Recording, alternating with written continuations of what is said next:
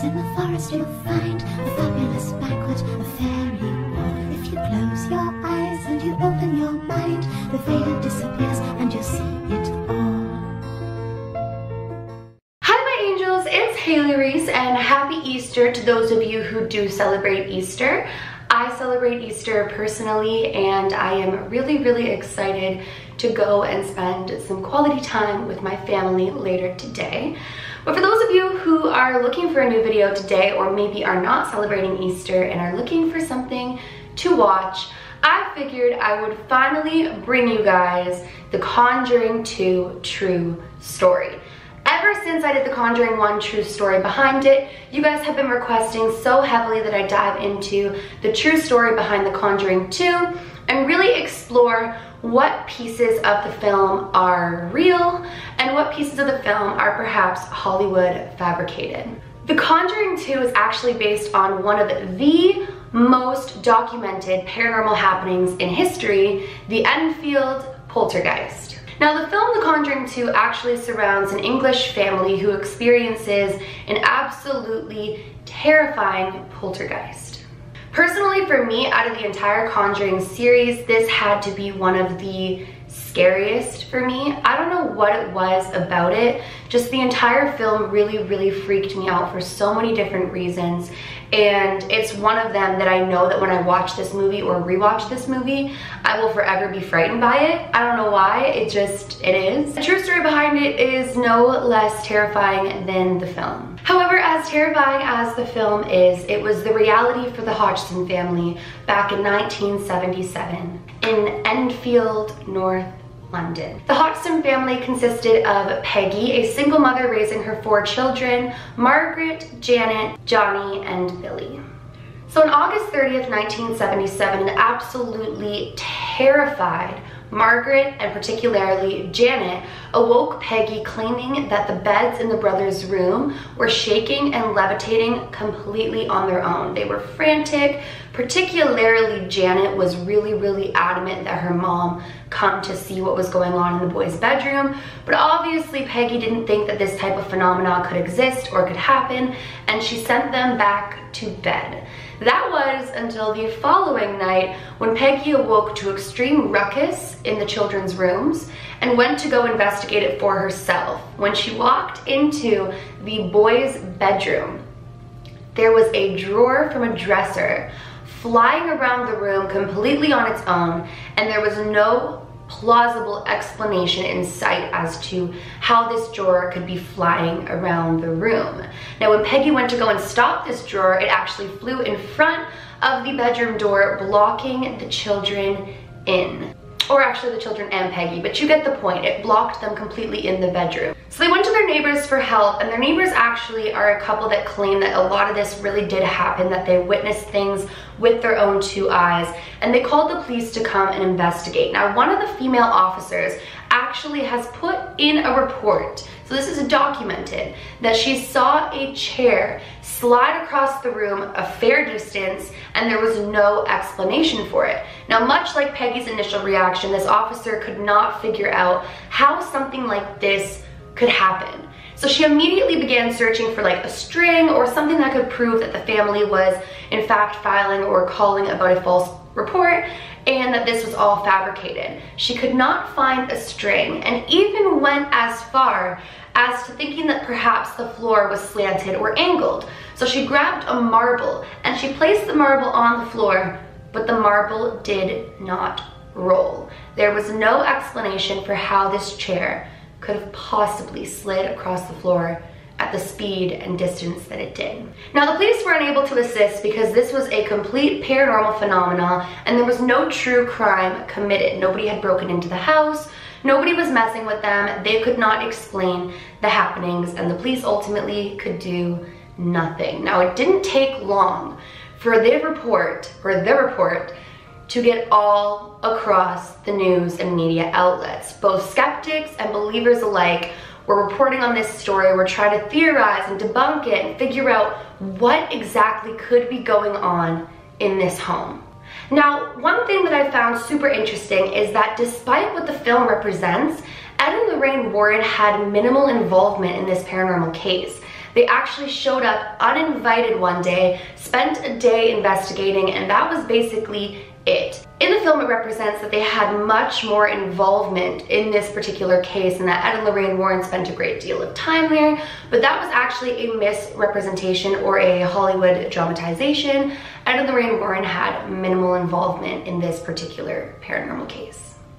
Now, an inventor by the name of Maurice Grosse, I really hope I'm pronouncing that right, I definitely butchered it, but you guys can do your own research and figure out how to pronounce all these names because I know I'm not going to get them all right. But he and a writer by the name of Guy Lyon Playfair were actually the ones extremely invested in this particular paranormal case. More so Maurice. Maurice is said to be one of the most involved in this particular case of the Enfield poltergeist.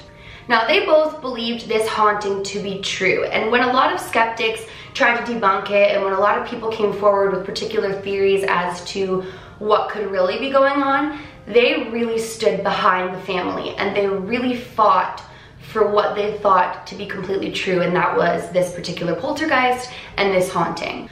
While others, such as Anita Gregory and John Bailoff, were completely on the opposing side of believing this family. Now, both Anita and John are professors of psychology, and they both believed this case was a series of faked incidents by Margaret and Janet to gain media attention, publicity, and to create media stories. There were many other skeptics and believers alike in this particular case, but those were kind of the main people invested, although there were a few others. You can really research into, everybody who was involved in this particular case. But the main thing about this case was that you were either on one side or the other. You either believed what they were going through or you did not.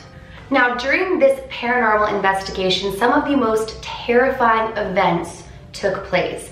Evil voices could be heard all around the house. And Maurice and Guy actually reported that there were curious whistling and barking noises coming from Janet's general direction. Objects such as Lego and furniture would begin to fly around the room. Sometimes furniture would even flip completely on its own, but even stranger, children would be seen levitating without any possible explanation for those witnessing it.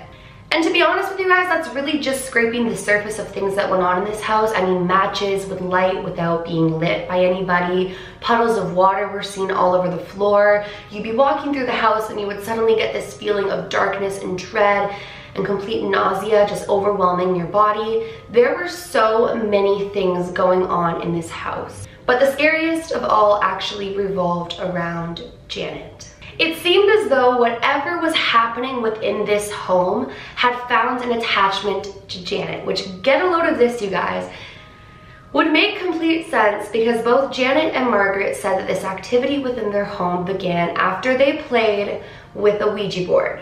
So the two girls had played with a Ouija board and all of a sudden everything began happening in the house. So it would make sense that it would have formed some sort of an attachment to Janet. Because normally when you unleash something from a Ouija board, it forms an attachment to the space or to a person who had been playing it.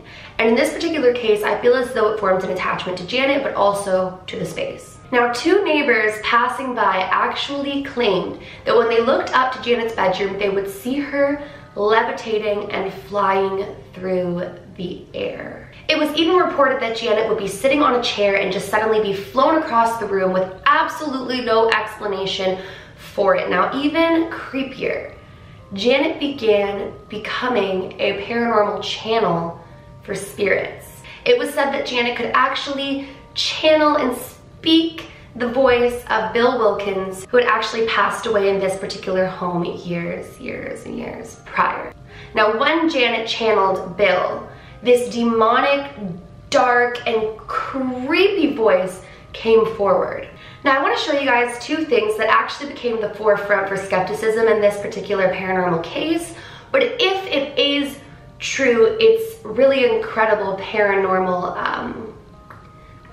what's the word? It's really incredible evidence. There, that's what I was looking for. So this first thing is a series of images that claim to be of Janet being pulled off of her bed and thrown around by a demonic force, or the force within the home. Now, a lot of people think that this photo is completely fabricated because it looks as though Janet is simply just jumping through the air. But Janet claims, and the family claims, and those involved in the case claim that this was her being pulled around by a demonic force. Now, if that isn't creepy enough, I'm going to insert a clip right here of Janet speaking in this particular voice. I'm not sure if she was channeling Bill in this moment or another entity, but you'll get the idea of that dark, raspy, growly voice Janet would create.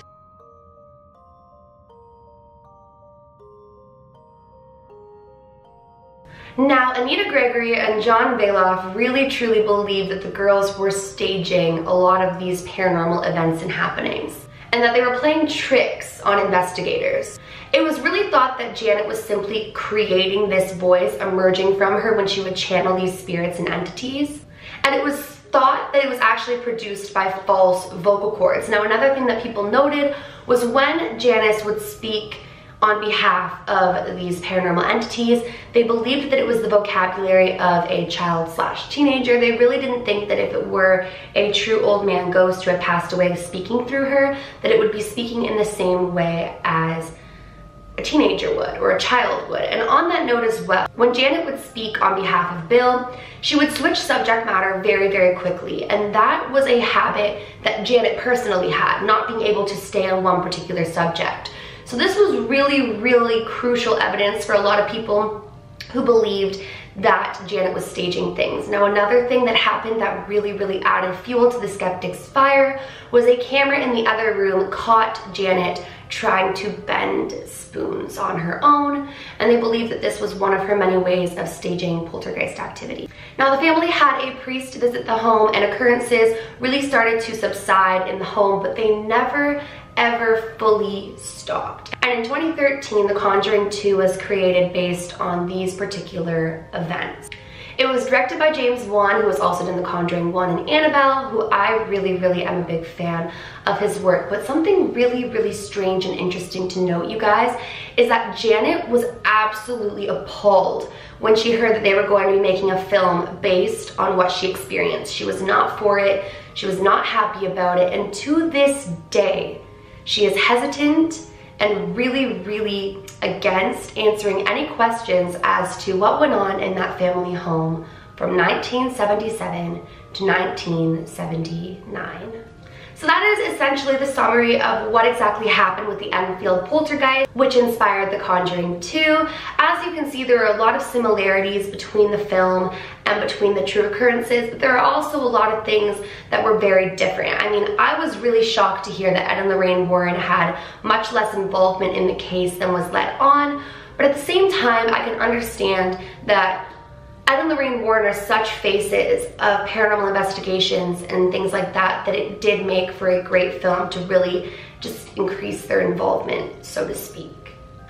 With everything that I've shared with you guys today, what do you think of the Enfield poltergeist? Do you think it was a staging by Janet and Margaret, or do you guys believe that it was completely the truth? I will note that when pushed on the fact that they didn't think that it was Janet's voice speaking, they said that she would use this voice for 3 hours at a time, and that would be completely damaging to a child or teenager's vocal cords if it were a staged voice. So a lot of people did believe that this was completely the truth, but a lot of people believed that it wasn't. So this is where I encourage you guys to go ahead and drop a comment down below letting me know what exactly you guys think happened with the Enfield poltergeist, if you think it was the truth or not. If you guys are new to my channel, or you are just not yet subscribed but you do enjoy my videos, I would absolutely love it if you would go ahead and click that subscribe button. I post a ton of videos, so I don't want you guys to miss when I upload. And please give this video a big thumbs up if you did enjoy it. It makes my heart super, super happy when you guys do that. So please do that. Remember, my loves, do all things with kindness. And until next time, I love you.